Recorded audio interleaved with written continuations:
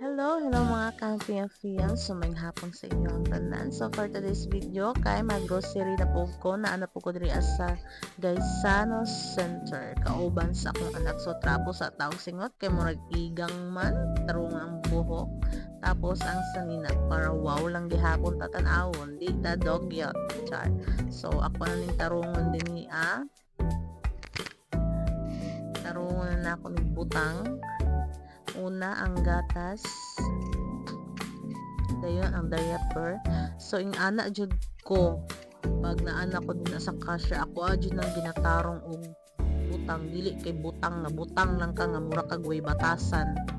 Ana lang tarungon lang jud nato para ang ato apong cashier dili pod magmugot nga dugyot kay nga pagkabutang. Ana jud ko very organized. Tagapalit yun ako, ingon ana dyan na siya ka-plaster. Tagapalit yun ako na siya. Dili sa panghinambo. Char. Atong ipagawas ang millions ni Madam John Lee. Ipagawas nato. O ato ipagawas ang Gaisano card. O see, ato na lang paspasan kay murag taas-taas na kaayo.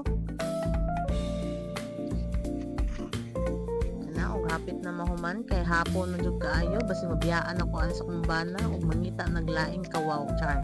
Bye.